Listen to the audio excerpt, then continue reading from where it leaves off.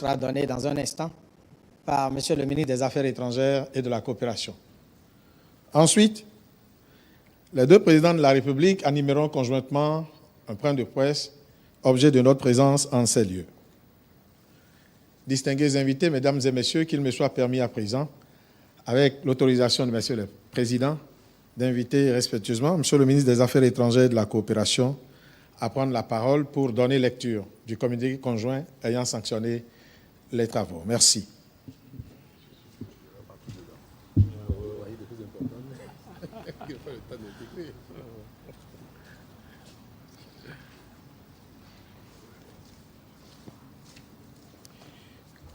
Communiqué conjoint de la visite officielle au Bénin de son Excellence, M. Mohamed Bazoum, président de la République du Niger.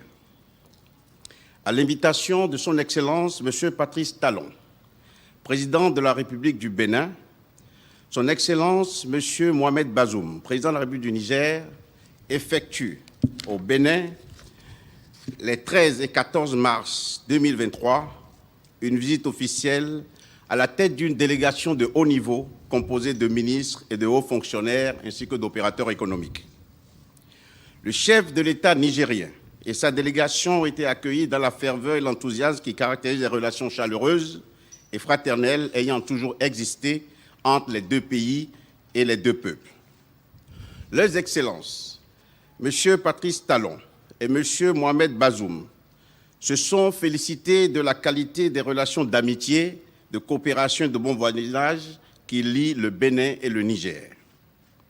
Les deux chefs d'État ont souligné la richesse du partenariat stratégique entre les deux pays, notamment dans les domaines économiques et commerciaux, et ont réaffirmé leur volonté d'œuvrer à son renforcement au bénéfice des deux peuples.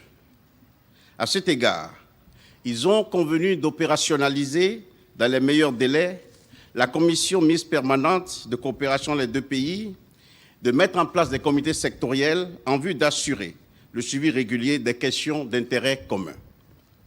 Sur le plan sécuritaire, les présidents Talon et Bazoum ont évoqué la menace terroriste au Sahel et en Afrique de l'Ouest, ainsi que son extension vers les pays côtiers. Le président Talon a salué le leadership du président Mohamed Bazoum et la résilience du peuple nigérien face à la menace terroriste. Les deux chefs d'État se sont félicités de la signature de l'accord de coopération militaire entre le Bénin et le Niger et ont convenu de renforcer la coopération en matière de sécurité et de défense à travers notamment les opérations militaires conjointes.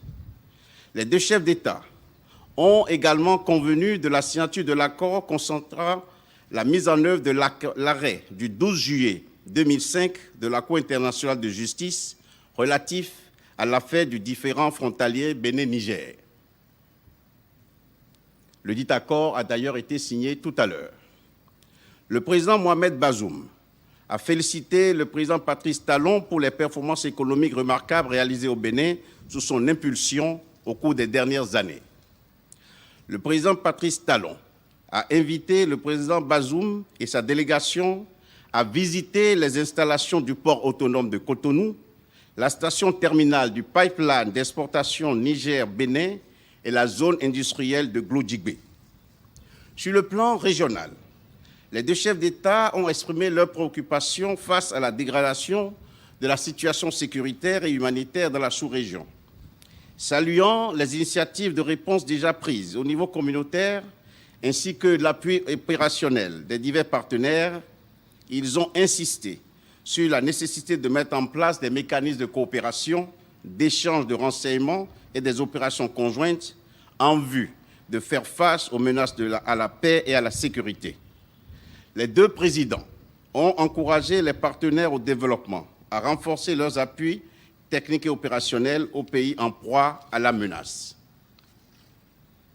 Au plan multilatéral, les présidents Talon et Bazoum ont réaffirmé leur attachement indéfectible au droit international et aux principes fondamentaux de la Charte des Nations Unies.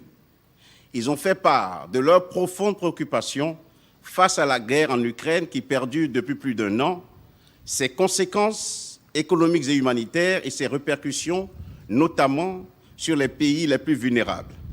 Ils ont lancé un appel pour la cessation des hostilités et la recherche d'une solution pacifique impliquant toutes les parties prenantes. Les deux chefs d'État se sont par ailleurs félicités de leur convergence de vues sur l'ensemble des questions sous-régionales et internationales et ont encouragé leur ministre des Affaires étrangères à accroître les échanges politiques et diplomatiques. Son Excellence, M. Mohamed Bazoum, a adressé à son homologue et frère, le président, son Excellence, M. le Président Patrice Talon, une invitation pour effectuer prochainement une visite officielle au Niger à une date à convenir par voie diplomatique, fait à Cotonou le 13 mars 2023. Je vous remercie. Merci. Mesdames et messieurs, à présent, et sans transition, je voudrais très respectueusement inviter son Excellence, M. Patrice Talon, et son Excellence, M. Mohamed Bazoum, à prendre la haute direction de du présent point de presse. Merci. Bien, merci. Monsieur le Président, chers frères, je voudrais à nouveau prendre le peuple béninois et nigérien et la presse à témoin de mes sentiments de satisfaction et de reconnaissance pour votre visite à vos frères et sœurs du Bénin. Nous sommes vraiment heureux de vous accueillir chez vous, ici au Bénin. Le Bénin et le Niger sont deux pays siamois que tout rapproche, pas seulement par le physique de la proximité géographique, mais aussi par nos cultures. Nos peuples sont les mêmes et nous avons l'obligation de travailler, nous les responsables du jour, à renforcer cette fraternité et cette complémentarité qui existe entre nos deux pays. La visite d'aujourd'hui, qui va s'achever demain, nous a donné l'occasion d'aborder, certes, les questions d'intérêt commun, de survie, de sécuritaire, mais surtout, et davantage, les questions économiques. Nous avons abordé en détail tout ce qui est relatif au port de Cotonou, au corridor, au pipeline, à nos échanges commerciaux, à nos investissements à venir, tout ce qui concourt en général au bien-être de nos populations. Et je dirais que la réunion a été plus technique que politique.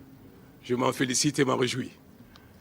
Nous pourrons, à la suite du communiqué conjoint, peut-être laisser la parole à nos amis des médias. S'ils veulent nous poser des questions, nous allons nous y prêter. Merci, Monsieur le Président. On a donné la parole? Oui, bien sûr. À vous. Bonjour, Monsieur le Président. Jean-Luc Aplogan de RFI. Ma première question s'adresse à vous deux. Où en est la situation, la menace terroriste aujourd'hui dans vos deux pays? Et est-ce que ce que vous avez mis en place comme plan de riposte a apporté les résultats escomptés? Et l'accord militaire qui lie les deux pays, est-ce que cet accord va évoluer? Ensuite, j'ai une question de politique intérieure pour le président Talon. Après les législatives, est-ce que vous allez remanier votre gouvernement? Je vous remercie. Je vais commencer. Bien, Monsieur Jean-Luc Aplogan de RFI, nous avons certes abordé la question sécuritaire et apprécié l'efficacité de notre action commune et procéder aux recommandations d'ajustement nécessaires. Mais je peux vous affirmer que nous sommes satisfaits de ce qui a été fait jusque-là, de ce que nous faisons, de la coopération entre nos deux États, nos deux pays, notamment au plan des renseignements, au plan militaire. De sorte que nous avons passé très peu de temps sur la question sécuritaire. Et il est aisé de constater à nos frontières, à notre frontière commune, c'est-à-dire Niger-Bénin, le pacte W, que depuis quelque temps, notre action portent des fruits et que les attaques et les menaces sont plutôt rares. Je ne dirais pas que nous avons la paix définitive, je ne sais même pas si elle existe quelque part dans le monde, mais cette menace, ces manifestations dans cette région sont plutôt maîtrisées. Et je peux dire que nous sommes relativement satisfaits de ce qui se fait aux grandes dames de RFI, qui ne manquent aucune occasion de se réjouir de nos déconvenues réelles ou imaginaires. Nous avons tous entendu ce matin, sur vos antennes, que le parc W fait l'objet d'attaques régulières. Je ne sais pas si le mot régulier veut dire la même chose que sporadique, ou plutôt rare. Mais j'ai été, moi, de ce que nous constatons, nous savons que c'est plutôt rare maintenant. Mais pour vous, c'est régulier. Je ne sais pas donc quel sens vous donnez à cela, mais c'est dommage que vous, ce qui vous intéresse et dont vous faites l'apologie, ce n'est que des choses très mauvaises, ou qui même parfois, si on a une existence, n'existent que dans vos imaginations. Je suis désolé de le dire ainsi, mais la presse a l'obligation d'apprécier les choses telles qu'elles sont et d'utiliser les mots appropriés. Nous sommes dans une situation difficile. Il faut reconnaître les efforts, les points de satisfaction et de succès, et c'est cela qui encourage les uns les autres à faire davantage. Moi, je me suis permis de féliciter nos partenaires du Niger, la police, l'armée, les services de renseignement, féliciter les nôtres également pour le succès que nous observons sur ce plan-là. Et je veux le dire, et je veux à nouveau dire merci au président Bazoum et dire merci à ses collaborateurs pour cela.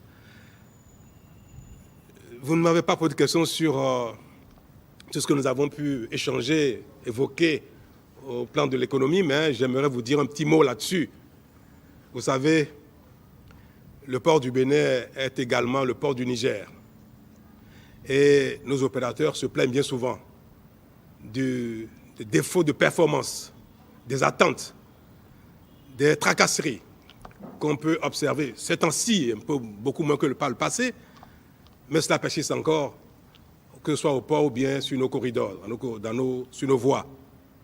Nous avons échangé là-dessus et pris des décisions pour l'amélioration de la vie de nos opérateurs économiques donc au port de Cotonou sur le territoire du Bénin, et notamment évoquer les travaux d'agrandissement du port de Cotonou qui fera bientôt de ce joyau peut-être le port le plus performant d'Afrique de l'Ouest en termes d'efficacité, de manutention. Ces travaux, cette dynamique a généré quelques déconvenues pour nos opérateurs. Par exemple, ne plus avoir de magasins d'entrepôt dans le port. Vous savez que le Niger avait un espace qui lui était dédié pour l'empotage, le dépotage, le stockage de tous les produits qui sont destinés au Niger. Cet espace va être transformé en quai de manutention et de circulation des camions pour améliorer la fluidité dans le port. Toutes choses qui permettront désormais à nos opérateurs de ne plus payer des surestaries pour les attentes de navires qui nous coûtent très cher. Et nous avons évoqué également comment améliorer le trafic sur nos corridors, rendre plus efficaces les attentes au niveau des péages. Nous avons échangé également sur les possibilités d'améliorer ou d'amoindrir les frais que supportent nos transporteurs, aussi bien béninois que nigériens, sans oublier que l'investissement est primordial.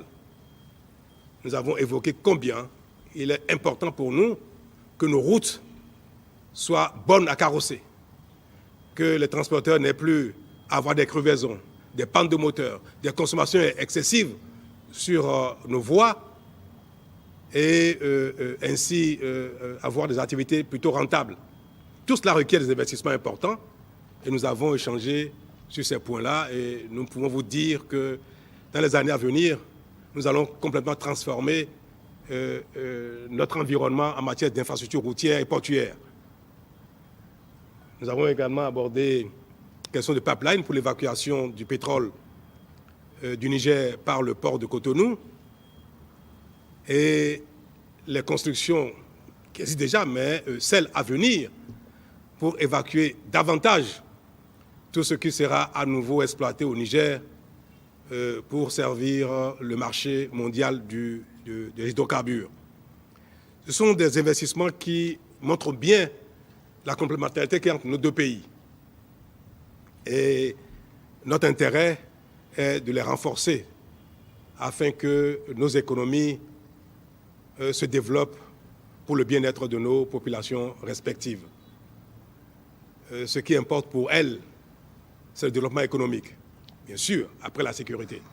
Mais sur ce plan-là, le Niger et le Bénin joueront leur partition au sein de la stratégie sous-régionale, mais feront tout ce qu'il faut au plan bilatéral pour que notre sort ne dépende pas seulement de la détermination et de l'engagement des autres. En cela, je peux vous dire que la coopération bénino-nigérienne se porte très bien sur le plan sécuritaire ainsi que sur le plan économique. Alors, est-ce que le Bénin fera un remaniement très bientôt parce qu'on sort des élections législatives? Moi, je ne l'ai pas envisagé. On ne change pas une équipe qui gagne. Donc, jusqu'à nouvel ordre, les principaux chevaliers de notre dynamique, pour moi, resteront en place parce qu'ils me donnent satisfaction. C'est l'occasion de les féliciter pour ce qu'ils font.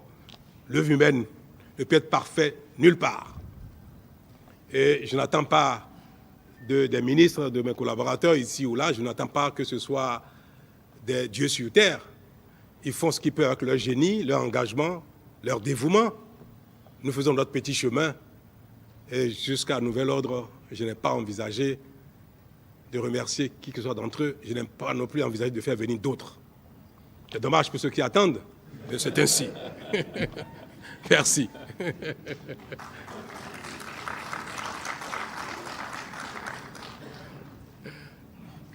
Voilà, donc je vais répondre à mon tour aux questions qui nous ont été posées avec mon frère et mon ami, le président Patrice Talon, que je remercie bien vivement, ainsi que son gouvernement et le peuple béninois de façon générale pour l'accueil particulièrement chaleureux et le traitement qui nous est fait depuis que nous sommes ici à Cotonou ce matin.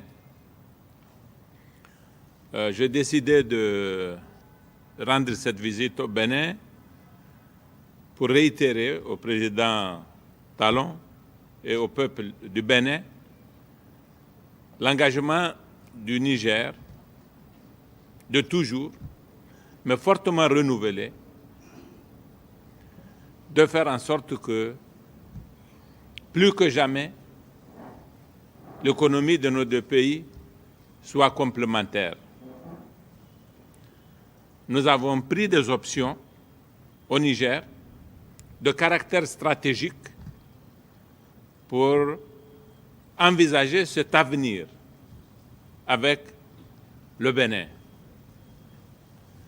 Le port de Cotonou, le président Talon l'a dit, c'est le port du Bénin, mais c'est aussi le port du Niger, tout autant qu'il est le port du Bénin, il est le port du Niger. La route qui part de Cotonou à Parakou jusqu'à Malanville, c'est la route du Bénin, mais en grande partie, vous le savez, c'est la route du Niger. Et pour conforter cela, nous avons décidé, nous, que nous évacuions notre pétrole à partir du port de Cotonou. C'est normal. De façon à conforter cette relation, et j'ai dit que cet engagement que nous avons pris, c'est un engagement irrévocable. Et nous ferons toujours en sorte que notre relation soit harmonieuse et profitable à nos deux pays. Et j'ai dit au président Talon que nous allons nous comporter les uns à l'égard des autres de façon à éduquer nos populations respectives pour qu'elles comprennent justement le caractère stratégique de cette relation. C'est cela que je suis venu confirmer au président Talon et que je confirme aussi par conséquent au gouvernement et au peuple du Bénin. Je peux vous dire aussi que nous avons consacré très peu de temps aux questions qui sont le plus à l'ordre du jour, penseriez-vous, à l'occasion des rencontres comme celles que nous avons eues aujourd'hui. Parce que tout simplement, nous avons passé tout notre temps à parler des taxes sur les produits à destination du Niger à partir du port de Cotonou, des frais. Il nous est arrivé de dire que certains frais, nous ne les comprenons pas, que certaines taxes n'ont pas beaucoup de signification, ne sont même peut-être pas légales. Il est arrivé qu'on l'ait dit, nous avons eu droit aux explications nécessaires à cet effet, que des taxes soient élevées. Là également, nous avons parlé de toutes ces questions-là. Et sur l'ensemble de ces questions, nous avons évolué à l'occasion de nos discussions et nous allons mettre en place des commissions sectorielles qui vont poursuivre le débat. Même au regard de la composition de notre délégation, on comprendrait parfaitement que nous sommes venus parler de choses économiques, des choses importantes, des choses qui sont déterminantes pour la vie du Niger et pour la relation entre le Bénin et le Niger. C'est surtout des questions économiques aujourd'hui que nous avons parlé. Évidemment, nous avons parlé aussi des questions de sécurité. Je voudrais me réjouir à mon tour, après le président Talon, du travail qui a été accompli par nos services de défense et de sécurité. Nous avons un accord. Si nous devrions en forger d'autres, nous le ferons en fonction des nécessités de la situation. Ça fait 60 ans et plus que nous sommes indépendants, mais nous n'avons pas cru devoir avoir un accord de coopération militaire. C'est pour la première fois cette année que nous l'avons fait, ou l'année passée. Et si nous devrions élaborer d'autres textes juridiques dans ce domaine-là, nous le ferons. Mais en attendant, le plus important, c'est ce que nous pourrions faire de façon pratique. Et ce que nous avons fait jusqu'à présent a répondu convenablement à nos attentes et nous avons encouragé nos forces de sécurité et nos forces de défense à poursuivre cette coopération. Pour le Niger, le corridor du Bénin est un corridor vital et nous allons installer des forces militaires à la frontière dont la vocation, ce sera justement de faire en sorte que cet espace soit encore mieux sécurisé. Voilà à peu près les choses sur lesquelles nous avons eu nos échanges. Je vais rendre visite au port de Cotonou, qui est notre port. J'ai compris, après les explications qui nous ont été données, qu'il n'était pas performant, qu'il était petit, qu'il est totalement en deçà de ce qu'on aurait pu attendre. Le président Talon, comme sur d'autres questions, a fait des investissements importants qui donneront leurs résultats en 2025. Et à partir de cette année-là, je suis convaincu que certains des reproches que nous faisons, que nos opérateurs économiques font à nos frères du Bénin vont disparaître d'eux-mêmes parce que nous aurons une infrastructure fonctionnelle, opérationnelle et qui nous donnera satisfaction.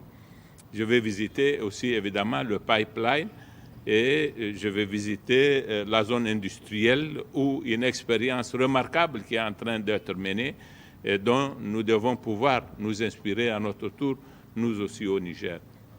Nous sommes venus, donc vous le voyez bien, dans le cadre d'une visite qui aura traité des questions les plus utiles, les plus urgentes et dans un contexte où la norme doit être justement que nous passions beaucoup de temps à parler des questions économiques plutôt que sécuritaires. Voilà. Merci.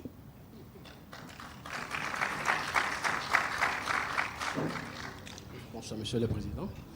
Moi, je suis Romuald Vissor de l'agence américaine Associated Press. Je souhaiterais bien revenir sur la question de la sécurité, puisque c'est vrai, l'économie elle est importante, mais elle n'est pas moins importante. La sécurité n'est pas non plus moins importante face à l'économie.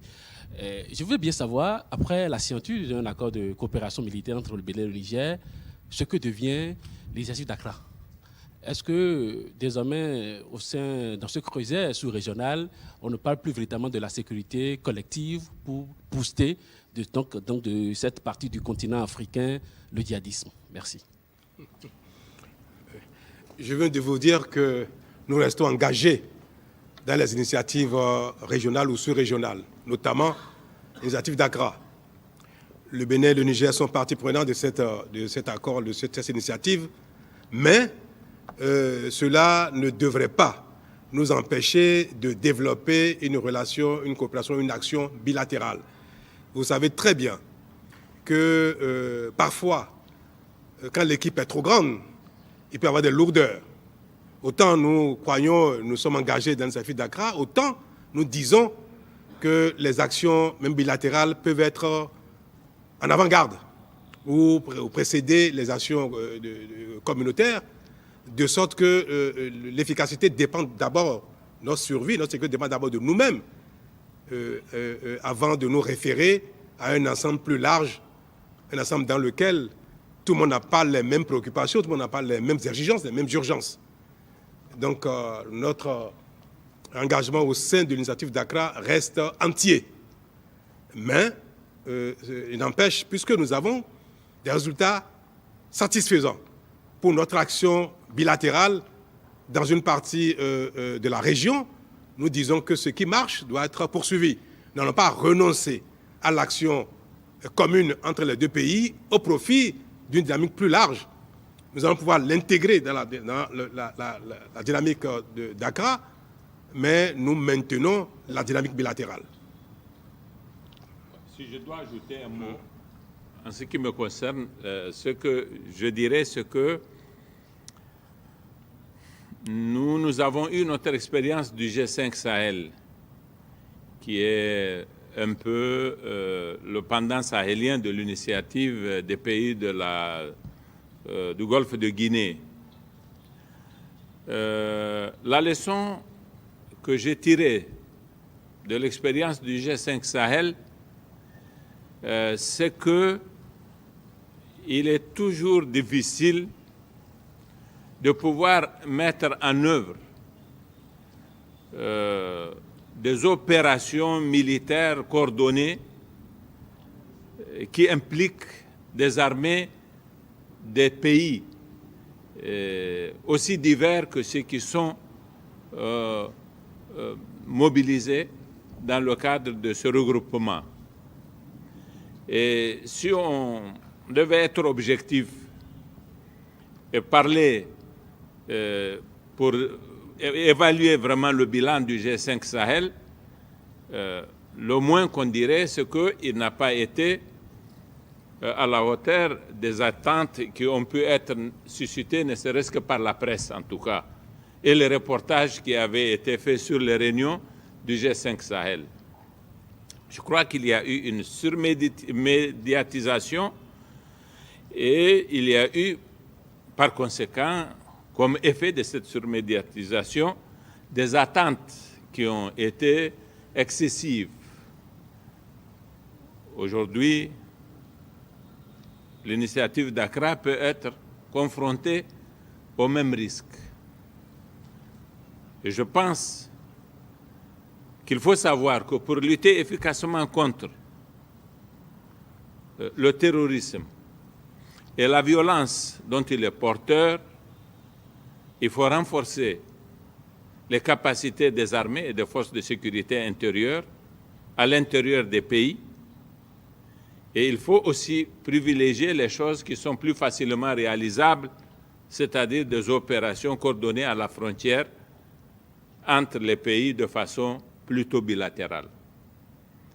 En tout cas, si j'avais un conseil à donner aux pays frères, membres de l'initiative d'Accra, c'est cela que je leur dirais. Il faut d'abord mettre en œuvre une gouvernance qui prévienne même cette forme de violence qui est irraisonnée et dont on peut s'interroger sur un peu ce qui peut en être le fondement. La gouvernance est la chose la plus importante. Elle est de nature à prévenir bien des choses. La gouvernance, ça suppose des institutions étatiques fortes. Les pays dont les institutions sont les plus faibles sont ceux qui supportent le moins le coup de boutoir de cette violence-là. Nous l'avons vu dans la sous-région, c'est très clair. Il faut donc renforcer les institutions. Et ensuite, il faut faire ce que nous tentons de faire avec le Bénin, coordonner le renseignement et agir de façon coordonnée en s'entraidant mutuellement à la frontière. Voilà, me semble-t-il, ce qui devrait être désormais notre credo de façon tout à fait pragmatique. Marcel Ahossi de l'ORTB. Le port du Bénin est le port du Niger. Le président Bazoum l'a répété plusieurs fois et on sent aussi que c'est une réalité. Mais alors, est-ce que le pétrole du Niger est aussi le pétrole du Bénin? Oui, tout à fait. Le pétrole du Niger est devenu le pétrole du Bénin. Bravo. Demandez au président Talon et à son ministre des Finances si le pétrole du Niger ne sera pas le pétrole du Bénin. C'est une décision que nous avons prise de faire passer notre pétrole le long du territoire du Bénin. Il y a des taxes qui sont payées. Il y a des taxes, ne serait-ce que de la manutention, qui sont payées ici, qui seront acquittées ici, au port de Cotonou, qui feront en sorte que le pétrole du Niger va bénéficier au peuple du Bénin aussi. Et parce que, justement, nous utilisons les routes du Bénin, nous devrions faire en sorte que le pétrole du Niger aussi profite du Bénin. Et c'est ça la relation stratégique que nous entendons construire entre nos deux pays. Et je disais au président Talon que cette conviction que nous avons, nous devons faire en sorte que nous la partagions avec tous nos peuples, le peuple du Bénin et le peuple du Niger, et que ces deux peuples-là regardent leur avenir exactement comme nous le faisons aujourd'hui. Et nous allons travailler à faire en sorte que, justement, nous profitions au maximum de ce que chacun de nos deux pays puisse donner à l'autre. Et nous sommes, Monsieur le Président, je crois bien, sur la bonne voie à cet égard. C'est vrai. Je peux vous le confirmer. Ce n'est pas des propos de bienveillance d'un autre. Non. Le Bénin, si d'ailleurs nous avons autant d'attentes, d'enthousiasme pour l'exploitation et l'exportation du pétrole nigérien, c'est bien parce qu'il y a un intérêt pour le Bénin, pour les frères et sœurs du Bénin. Le passage du pétrole par le territoire du Bénin va générer des revenus pour l'État béninois en termes de redevances. Et c'est très important. Donc, je pense que ce pétrole-là, il est partagé, il est celui du Bénin aussi. Merci. Bien. Je crois que... Encore une question? La dernière? La dernière.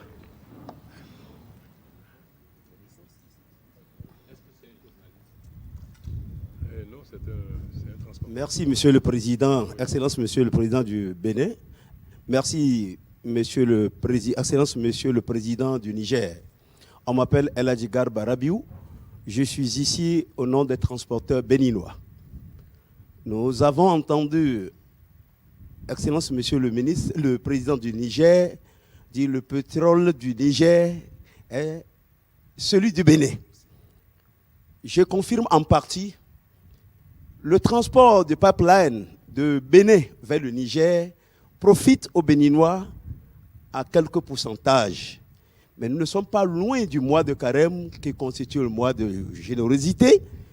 Je voudrais profiter de cette occasion rare pour solliciter auprès de son Excellence, le Président du Niger, qu'il nous permette de transporter les tuyaux, les pipelines, au-delà de nos frontières.